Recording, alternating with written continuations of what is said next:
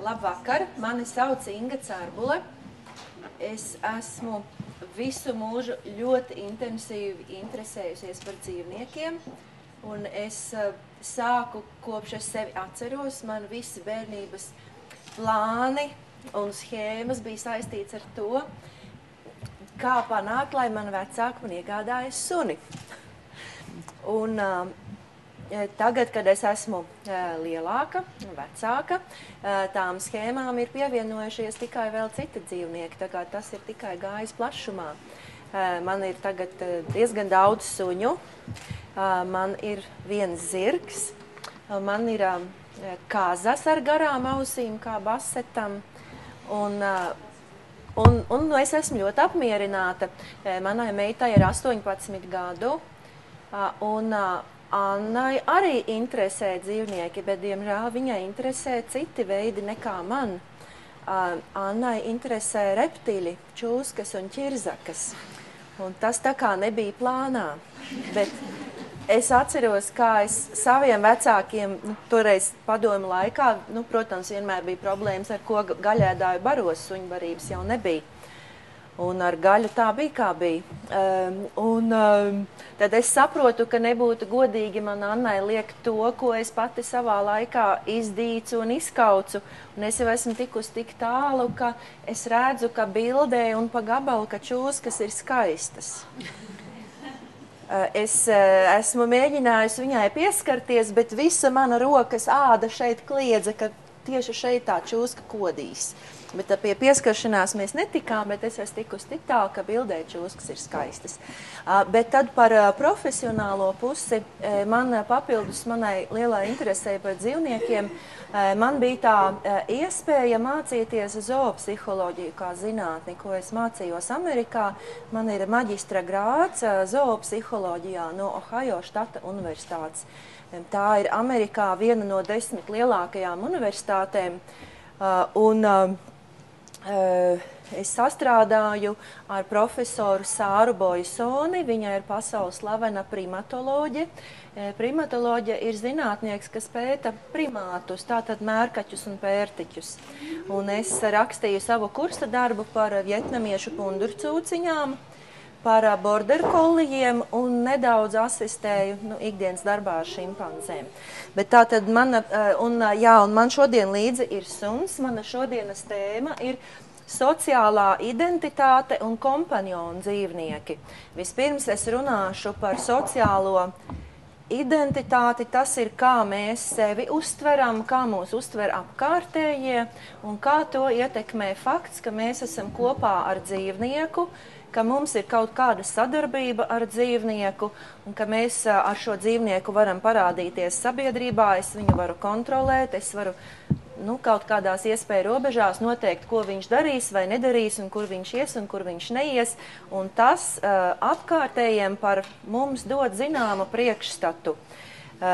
Un tad manas lekcijas otrajā daļā es runāšu sīkāk tieši par vejterapiju, kā šī sadarbība ar dzīvnieku psiholoģiski un arī sociāli ietekmē šo jātnieku.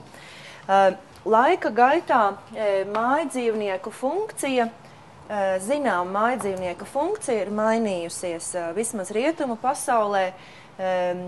Ar vien nozīmīgāku lomu ieņem tieši kompanjonu dzīvnieki. Tie dzīvnieki, kurus mēs neēdam un necērpam un neslaucam, bet tie dzīvnieki, kurus mēs turam vienkārši priekam, kopā būšanai, lai veidotos pieķeršanās saites un gadījumā ar zirgu arī sportošanai. Zinātne izturās diezgan piesardzīgi pret daudz ko, kas ir saistīts ar dzīvniekiem. Zinātne izturās arī ļoti piesardzīgi pret zoopsiholoģijas zinātni, tāpēc, ka vēsturiski ir bijuši daudzi gadījumi, kad notiek kļūdas, ka mums liekas, ka dzīvnieks kaut ko zina vai saprot, un visi, kas mēs esam ikdienā kopā ar dzīvniekam, mēs novērojam kaut ko unikālu un interesantu, mums gribās ar cilvēkiem dalīties, bet mēs to unikālo un interesanto bieži vien nevaram nofilmēt un izmērīt un izskaitļot un fiksēt, un mēs viņu nevaram ienest laboratorijā un atkārtot. Un tāpēc bieži vien to sauc par tādiem anekdotiskiem gadījumiem, ko zinātniski, objektīvi ir grūti kvantificēt un izmērīt, un tāpēc zoopsihologi ir super piesardzīgi par šīm lietām, jo vienmēr atrodas kāds skeptiķis, kas saka, nē, es neticu, ka dzīvnieki to var darīt, nē, es neticu, ka tā tas tiešām ir. Un tāpēc es sākšu ar to, ko es gatavojoties esmu uzzinājusi tieši par zinātniskajiem pētījumiem. Izrādās, ka kompaņonu dzīvnieki vismaz rietumu kultūrā ir daļa šo kompaņonu dzīvnieku ienāk arī sabiedrībā vispopulārāk suns, bet arī zirgs.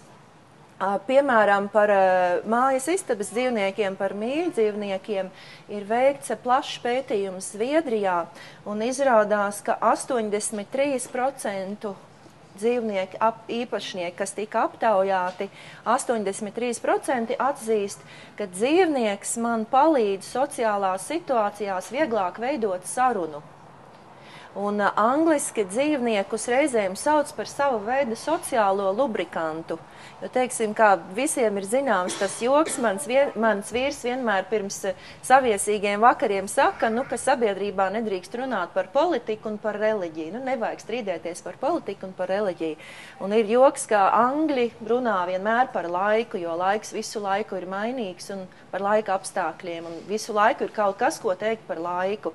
Bet dzīvnieki, kopīga interese par dzīvnieku vai arī vienas puses zināšana par dzīvnieku un otras puses absolūta nezināšana par dzīvnieku ir fascinējošs un sociāli drošs un nevainojams sarunu temats, kas reāli veicina tādu sabiedrisko saikņu veidošanos. Ir tik tiešām, es ar suņiem esmu šur tur gājusi, kur varbūt ikdienas mājas mīlūs neiet. Es esmu uzstājusies skolā, es eju uz tirgu kādreiz ar suni. Es esmu taksometrā braukusi ar suni, lidmašīnā, vilcienā, viesnīcā palikusi ar suni.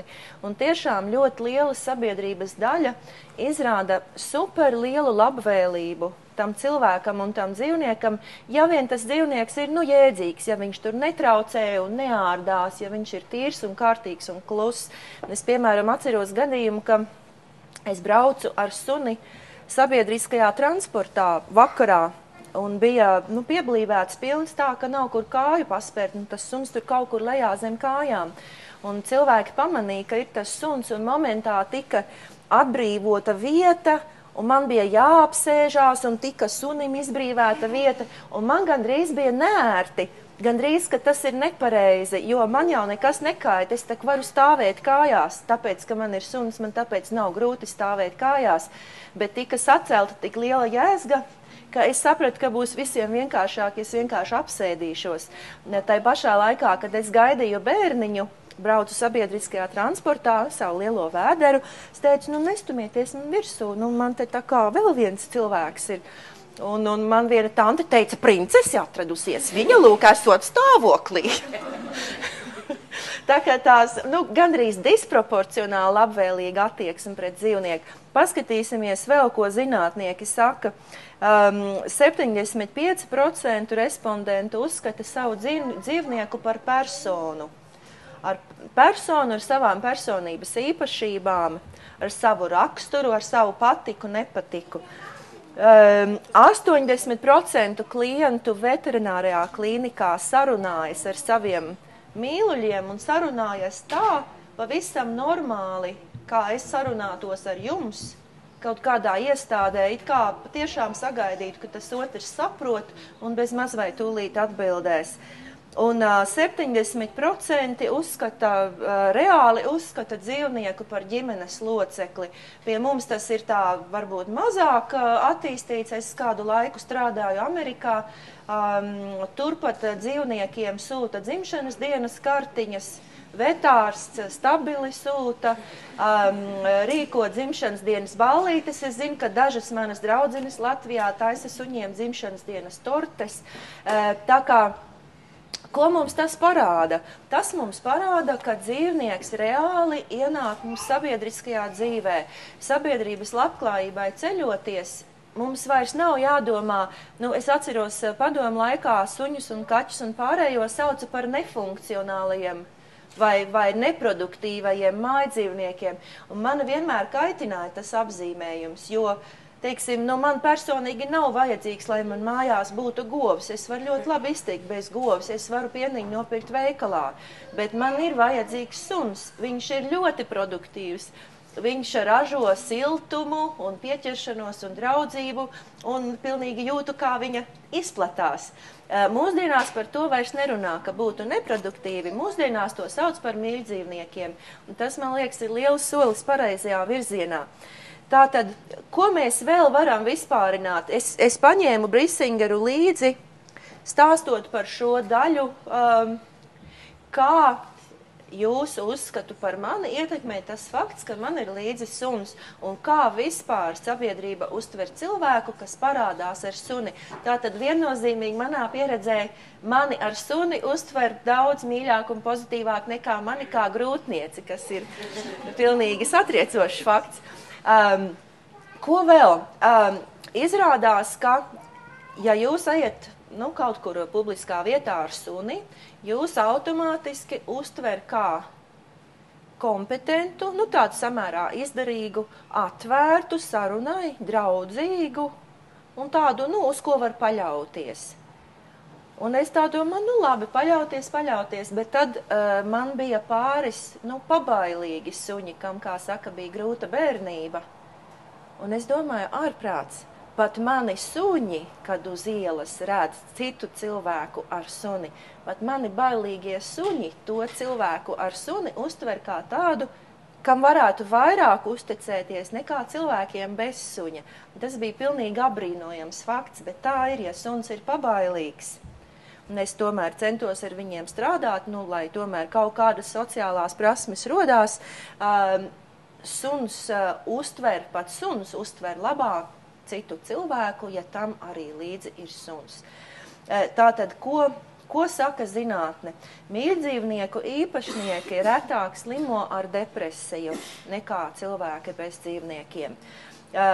Dzīvnieku īpašniekiem tādā mērena stresa situācijā, es domāju, mēs ļausim tev nokāpt. Brīs, gulēt. Dzīvnieku īpašniekiem tādā mērena stresa situācijā, ja dzīvnieks ir blakus, ir zemāki nekā parasti fizioloģiskā stresa rādītāji. Un tas ir lieliski, jo, ja mēs runājam par to, ka zoopsiholoģijai bieži vien kāds apšauba, cik tas ir objektīvi, stresa fizioloģiskos rādītājus mēs varam ļoti eleganti izmērīt. Pulsu, asinsspiedienu, elpošanas biežumu, mēs varam apstīties, vai acu zīlīts ir paplašināts vai nē. Paplašināts acu zīlīts norāda parasti, Bris, kur tu lien? Paplašināts acu zīlīts norāda uz stresu. Izrādās, ka, ja mēs piedāvājam cilvēkam mēreni stresainu situāciju, kā piemēram risināt diezgan grūtu matemātikas problēmu, un cilvēks sēž telpā, un viņam ir iedots zināms laiks, un viņš šo problēmu risina, viņš ir zem mērena stresa, jo negribās būt muļķim, vai negribās laikā to problēmu atrisināt. Ja mēs šim cilvēkam ielaižam tai pašā telpā viņa suni vai kaķi, visi stresa rādītāji samazinās. Pie tam nav vajadzīgs, lai tas suns vai kaķis vispār pienāktu un pieskartos man. Pietiek ar to, ka šis dzīvnieks ir istabā un jau samazinās stresa fizioloģiskie rādītāji. Ja savukārt tajā telpā ienāk dzīvesbiedrs, vai jau sākās smiekli, dzīvesbiedrs vai vīrs vai sieva vai pastāvīgs draugs vai draudzene, stresa fizioloģiskie rādītāji stipri paceļās. Salīdzinot ar to nekā tad, kad es biju viena pati, jo kas notiek? Es sava vīra priekšā, es gribu izskatīties labi. Es gribu, lai viņš redz, tā Inga tomēr gudra, kā viņa laikā atrisināja. Jo mēs apzināmies instinktīvi, ka citi cilvēki mūs vērtē. Teiksim, varbūt, ja jums ir laimējies un jums ir tik labi vecāki, kā man ir, tad jūs zināt, ko nozīmē tāda, nekondicionāla mīlestība. Kad vecāki tevi mīl, vienalga kā. Bet tādu mīlestību mēs dzīvē no citiem cilvēkiem, reti, kad sastopām. Kam laimējies, tas no vecākiem, kam varbūt nelaimējies, tas varbūt vispār nezin, kas tas ir. Bet no dzīvniekiem mēs to saņemam lielās devās, bet mēs instinktīvi apzināmies, ka tā kā mīļotais pretējā dzimuma cilvēks, ar ko mēs esam dzīvē kopā, ka mums viņa priekšā jāizskatās labi, ka mēs nedrīkstam gurķoties, ka mums ir jāsaņemās un jāpabeidz labi. Bet mīļdzīvnieks, es varu relaksēties, viņam tā vienalga, līdz ar to man vieglāk.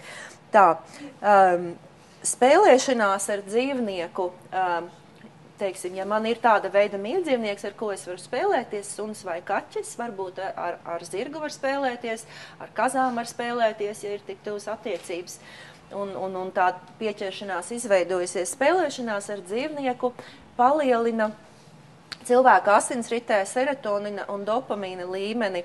Tās ir tādas bioloģiski aktīvas vielas, kas veicina nervu impulsu pārraidīšanu no viena neirona uz otru.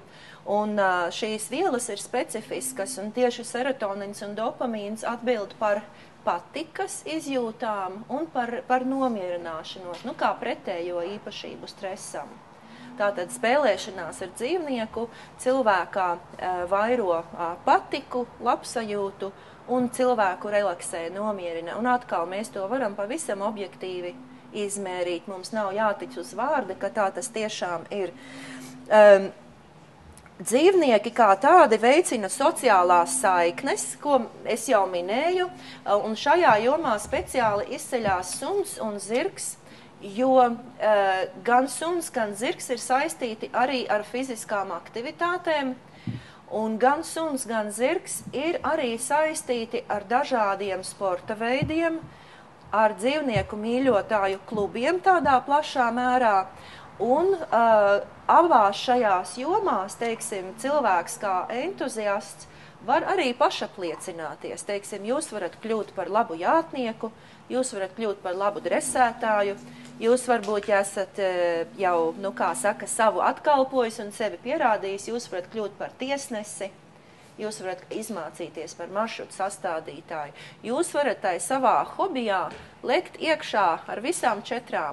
Un ne tikai to kā brīvā laika pavadīšanu izvēlēties, bet arī kā pašapliecinājumu. Un es zinu daudzus cilvēkus, kam ikdienas darbs ir varbūt ne tik ļoti pie sirds un ne tik ļoti aizraujoši, bet tas nekas.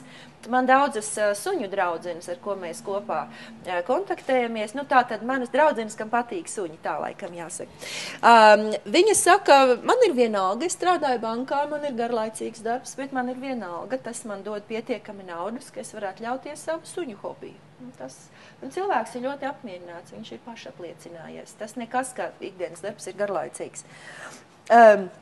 Tātad zirgs un suns ir unikāli tādā ziņā, ka veicina fiziskās aktivitātes, izved cilvēku ārpus mājas, ārpus dzīvokļa, un arī gan zirgs, gan suns, es domāju, lielā mērā paceļ apkārtējā vērtējumu par jums, apkārtējo cilvēku vērtējumu par jums un arī pašvērtējumu, jo abi šie dzīvnieki saistās ar zināmu spēku, ar ātrumu, protams, atkarīgs no suņa, lai tas sunītis nav tāds, ko vanaks var aiznest. Ir bijuši gadījumi ar zināmu spēku un ātrumu, un ja es ar šo dzīvnieku varu būt kopā, un viņš man pakļaujās, un viņš ir tīrs un kārtīgs, un mēs varam abi kopā darīt to, ko es esmu izplānojusi. Apkārtējiem skatoties no malas, viņi domā, tātad viņa šo dzīvnieku var vadīt, viņa tātad ir piestrādājusi, dzīvnieks ir tīrs un sakopts, tātad negribi rodās iespējas par organizētu, kārtīgu, samērā veiksmīgu cilvēku. Dzīvnieki dod arī taktīlo stimulāciju, kas ir ļoti pozitīvs stresa mazināšanā.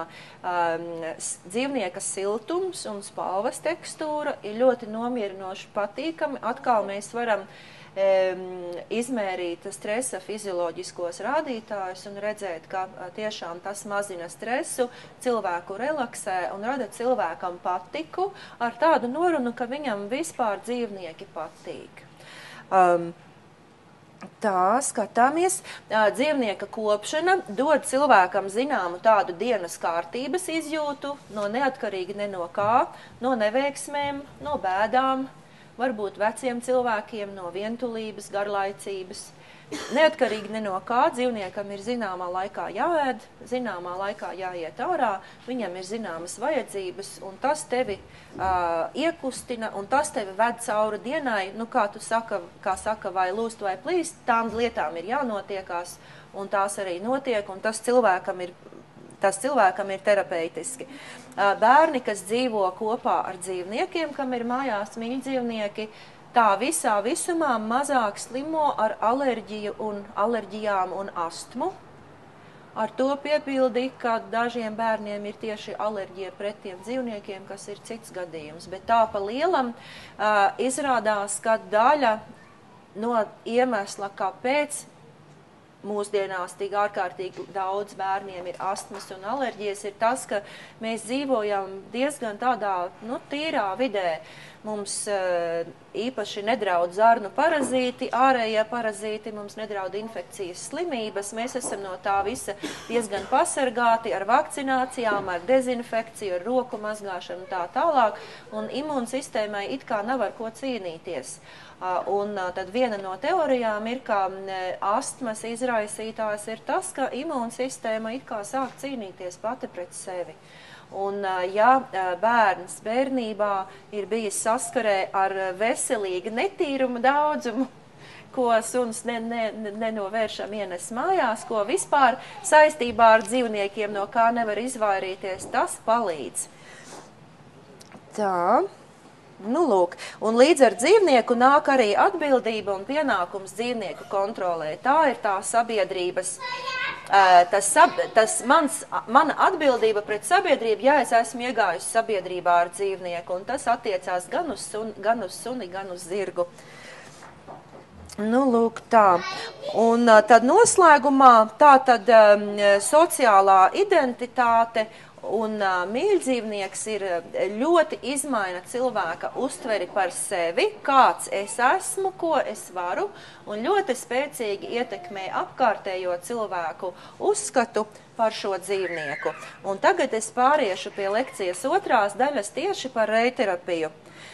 Reiterapija šiem jātniekiem attīsta vairāku grupu prasmes, galvenokārt fiziskās prasmes, emocionālās un sociālās, un veidojas sadarbība un pieķeršanās starp zirgu un jātnieku.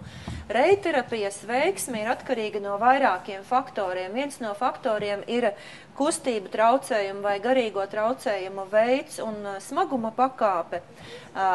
Tad noteikti liela ietekme ir katra individuālā jātnieka motivācijai, cik ļoti viņam gribās, cik ļoti viņam patīk.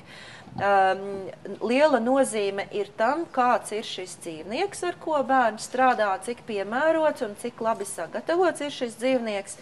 Un ārkārtīgi nozīmīgs faktors ir jāšanas instruktors un palīgu komanda, kas ar šo jātnieku un zirgu nodarbojas. Tātad reiterapijas rezultātā uzlabojas bērniem un pieaugušajiem jātniekiem uzlabojas fiziskās prasmes. Par tām, es domāju, ir sīki jau runājuši pirms manis runātāji. Es runāšu sīkāk par to, kas no psiholoģiskās puses uzlabojas jātniekam reiterapijas nodarbībās. Pirmkārt, ir jāsaprot tas, ka cilvēkam ar kādiem traucējumiem, vai tie būtu kustības traucējumi, vai tie būtu garīgie traucējumi, ir ārkārtīgi liela uzdrīkstēšanās vispār šajā zirgā uzkāpt. Tātad kā pirmā lieta ir tas, ka cilvēks ir pārvarējis savas bailes, savu piesardzību, savu domu par to, ka es nevaru. Es ļoti labi atceros, kāda ir pirmā reize, kad es uzkāpu zirgā. Sēdēt nebija grūti, nekas nebija grūti. Man biedēja tas, ka skatu punkts bija pavisam cits. bija tik dīvaini skatīties uz visām lietām no tāda augstāka skatu punkta. Un man bija tāda sajūta, ka es būtu uzkāpis kaut kur pa augstu, ka vajag tā kā, atpakaļ lejā. Šis augstais skatu punkts ir viens no ļoti pozitīviem aspektiem reiterapijā. Ka, piemēram, cilvēkiem ar kustību traucējumiem, kas pārvietojās uz kruķiem vai kas pārvietojas riteņkrēslā, parasti viņi skatās uz augšu, uz citiem. Bet sēžot zirgā, šis jātnieks ir visaugstāk no visiem. Lai cilvēki ar viņu sarunātos, cilvēki skatās uz augšu. Un tā ir būtiska atšķirība, kas cilvēkam dod tādu pašapziņu un pārliecību par sevi.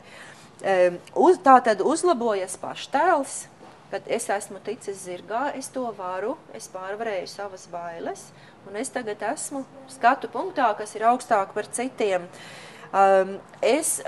Lai veiksmīgi strādātu reiterapijas nodarbībās, jātniekam ir daudz maz jāuzticās instruktoram un asistentiem un arī zirgam.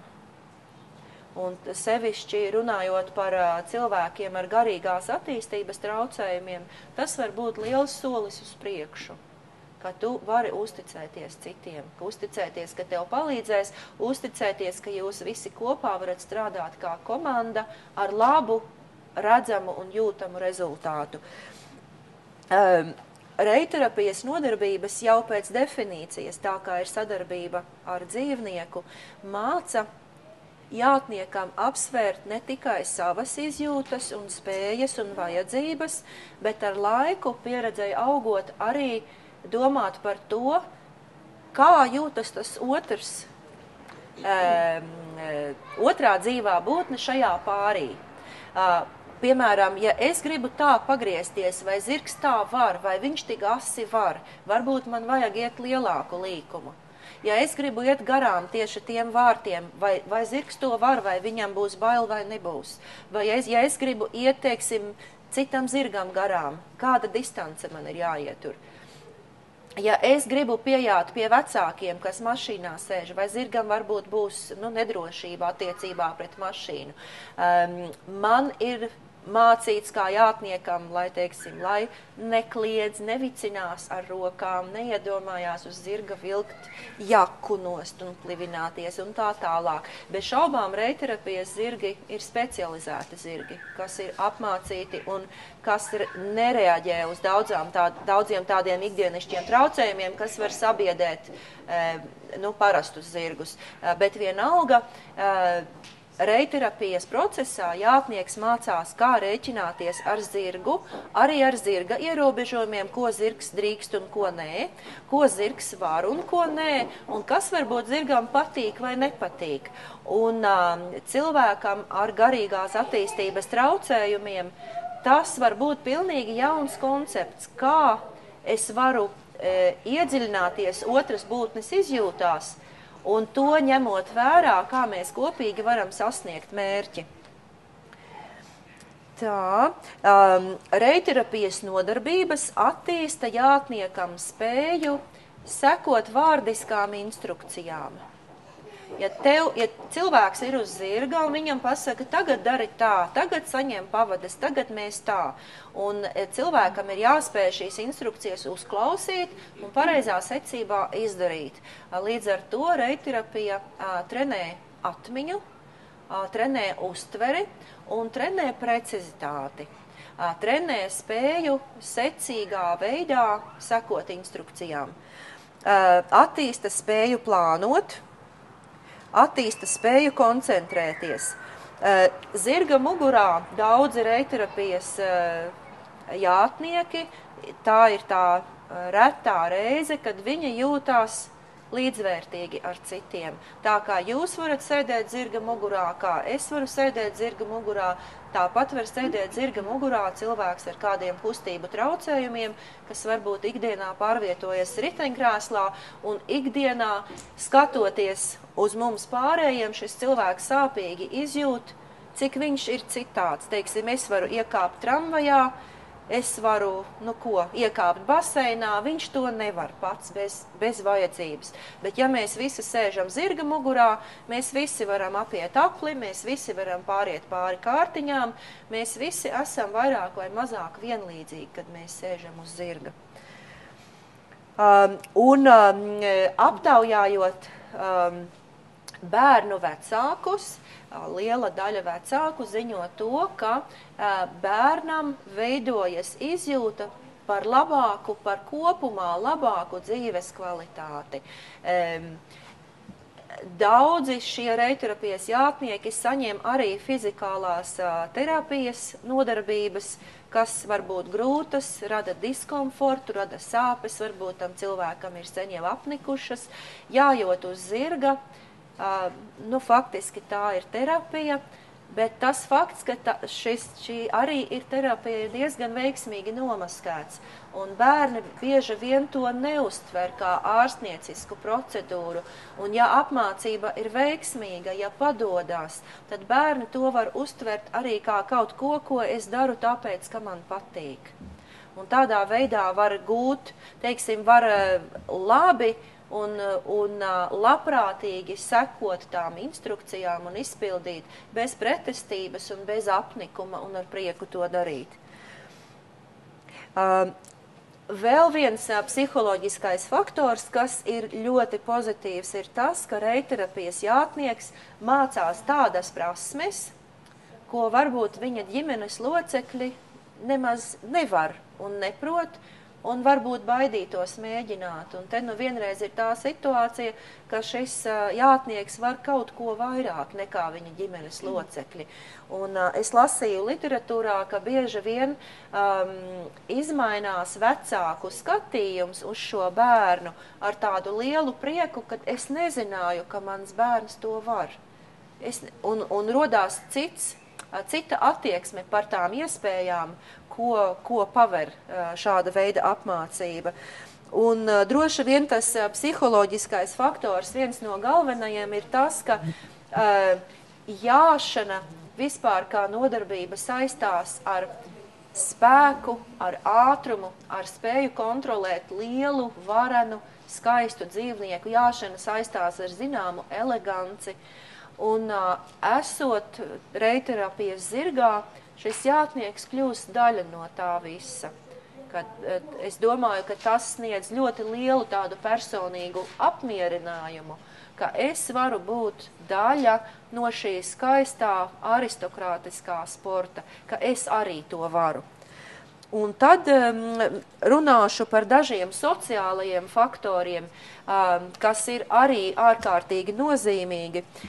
Jātniekam, atkarībā no traucējumu smaguma pakāpes, var būt samērā ierobežota sociālā saskarsme ar apkārtējiem, ka kādreiz tie ir pārsvarā tikai ģimenes locekļi un ārstniecības personāls, bet atnākot uz reiterapijas nodarbībām, iepazīstas cilvēks ar jāšanas instruktoru, iepazīstās ar palīgiem, tiek varbūt stāstīts par zirgiem, kā kuru zirgu sauc, cik viņam ir gadi, redz citus jātniekus, vecākus, tātad paver jaunus sociālos apvāršņus tādā grupā, kur šo cilvēku neignorēs. Tādā grupā, kur viņš nevis būs pastumts maliņā, bet kur viņš ir ļoti svarīga daļa no visa šī procesa.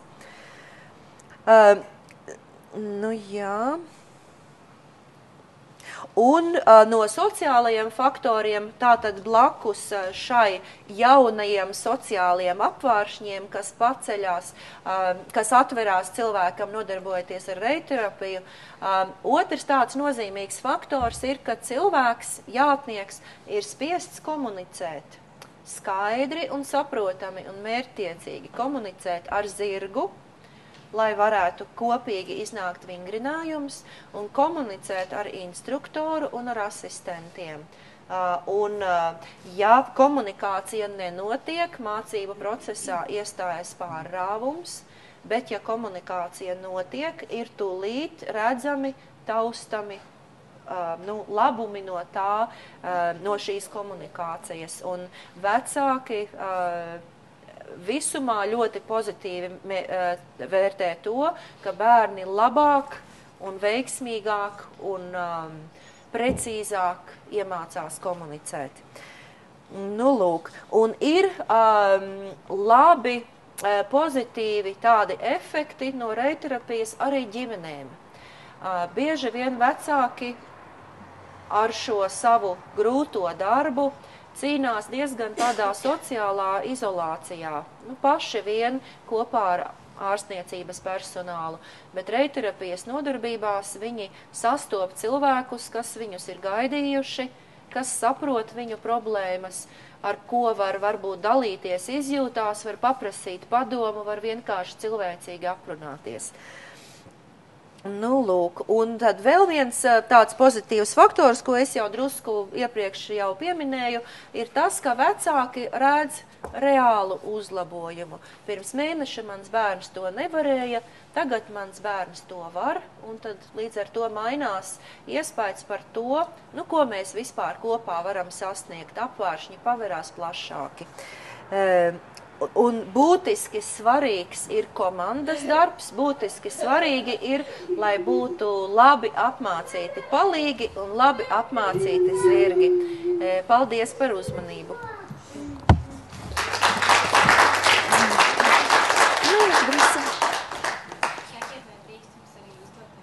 Jā, lūdzu.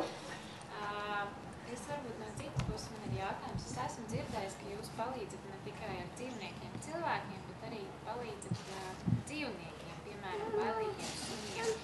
Vai ir nācies strādāt arī ar zirgiem, teiksim, Nē. Es esmu diezgan labs teorētiķis, tā vispār par dzīvniekiem, bet es esmu labs praktiķis attiecībā uz suņiem. Ar zirgiem nē, ja man ir problēma ar zirgiem, tad es eju pie Natālijas. Jā, varbūt jūs varat pastāstīt kādu piemēru ar suņiem. Teiksim, ļoti ar cilvēkiem vairāk vai mazāk skaidrs, kā var, teiksim, neskaidrs, bet tas varbūt tāds saprotamāks, bet kā ir ar dzīvniekiem, kādas ir varbūt tās pamatlietas, Es saprotu. Jūs domājat, nu, tieši, lai nebaidītos, jā?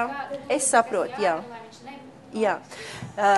Ar daudziem zīdītāju dzīvniekiem ir tā, ka socializācijas process ir dabas noteikts kaut kādā konkrētā logā. Tā tas ir, es zinu, ļoti konkrēti zirgiem, tā tas ir arī suņiem. Piemēram, ejot ganībās pie ķēves, kam ir vakarnakt atskrējis kumeliņš visiem par lielu brīnumu. Pirmās dažas dienas tas kumeliņš, tā kā viņam nav skaidrs, vai es esmu tā mamma, vai ķēve ir tā mamma, kad es eju projām, viņš man tā kā taisās līdzi, nu tāds muļķītis.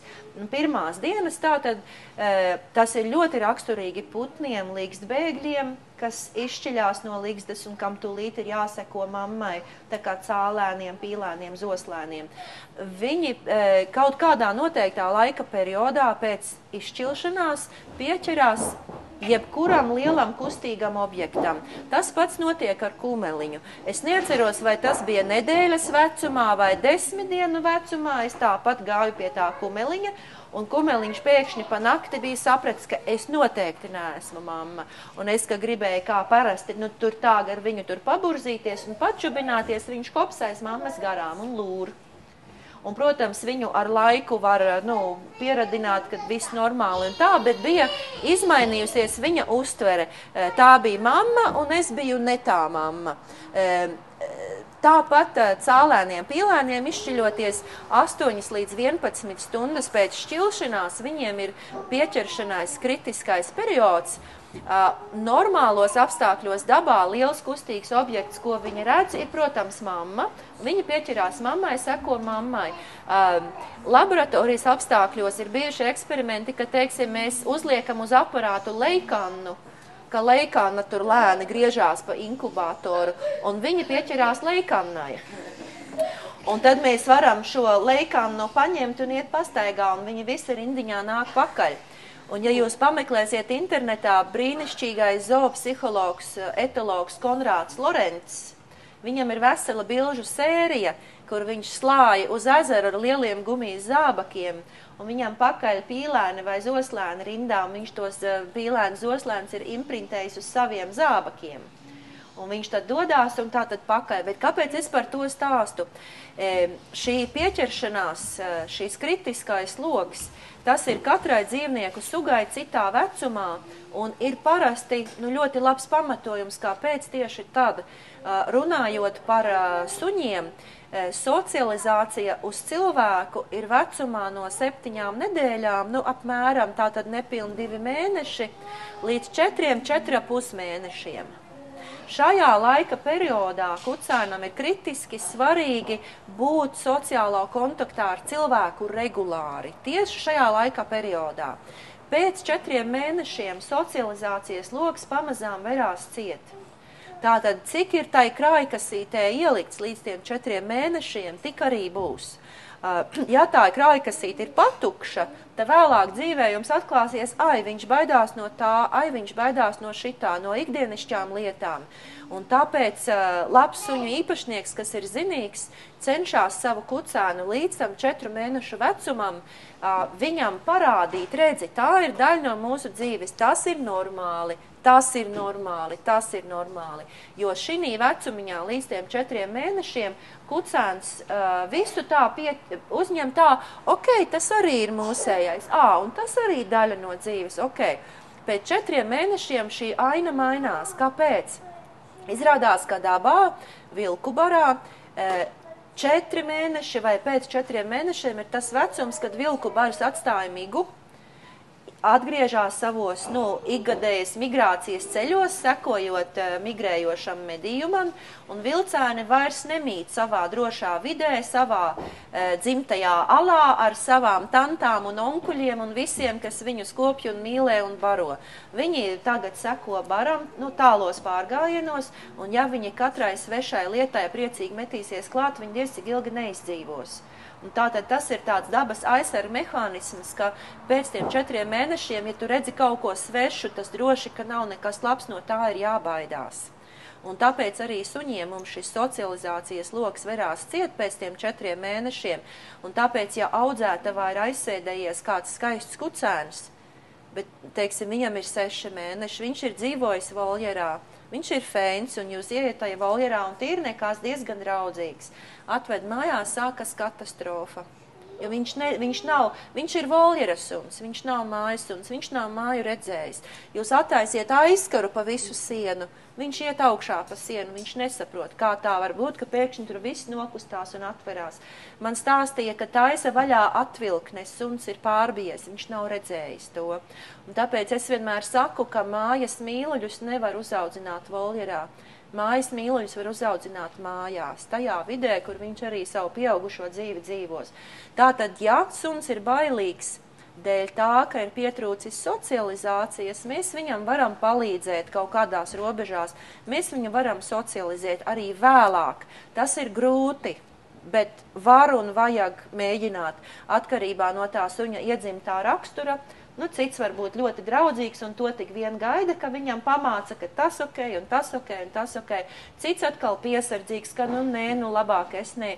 Es, piemēram, ar savu šķirni, ja es neko nedarītu, es dzīvoju lauku mājās, ja es neko nedarītu un nekur neietu, es nevarētu savus suņus izstādēs izstādīt. Man ar suņiem galvenā interese ir izstādes, un es ļoti labi apzinos, ka man ir jāpiestrādā ar jaunajiem suņiem, jāved viņi cilvēkos, lai viņi pierod, ka tas ir norma, tā ir daļa no dzīves. Es vēl īsi pateikšu par otru iespēju, un tad es beigšu. Bet otra iespēja, pieņemsim atkal, dzīvnieks ir bailīgs. Viņš ir bailīgs tāpēc, ka viņam ģenētiski ir nestabila nervu sistēma. Tātad, ja pirmajā gadījumā viņam bija bērnībā, tad konkrētajā socializācijas periodā pietrūkusi tā pieredzīte. To mēs varam vēlāk pēc tam viņam šķūrēt virsū to pieredzi, un varbūt viņš atties, varbūt viņš sapratīs, ka ir normāli. Bet ja suns ir ģenētiski ar bailīgu, nestabilu nervu sistēmu, mēs tur neko daudz nevaram darīt. Tad ir jāizdara izvēle, vai es pieciešu, ka šis suns vienmēr būs pabailīgs un iespēja robežās viņam mācu nepanikot un pieciest. Viņš vienalga nebūs priecīgs par tām svešām situācijām, bet mēs viņam varam kaut kā pamācīt, lai viņš piecieš un nepaniko un neārdās un Dieva dēļ no bailēm nekož. Vai arī, ja mums tas nav pieņemams, mēs tad arī varam domāt, vai šo dzīvnieku eitanizēt vai kā, jo dzīvot ar bailīgu dzīvnieku ir ļoti, ļoti grūti. Visgrūtāk ir, ja dzīvnieks aiz bailēm kož, un viņš pilnīgi tādas normālas situācijas, kas absolūti nav draudīgas, uztver traģiski un aizstāvas. Tā ir tā aina. Tātad vai socializācijas trūkums, tad mēs varam kaut šo to līdzēt, vai arī, ja vienkārši ģenētiski slikts temperaments, tad mēs neko līdzēt nevaram. Problēma ir skatoties uz dzīvu suni, viņš jau mums nepateiks, vai viņam bija grūta bērnība, vai viņš tāds bailīgs piedzima. Tad vienkārši cilvēki dara, ko var, strādā, un tad redz, vai iet labumā vai nē. Paldies!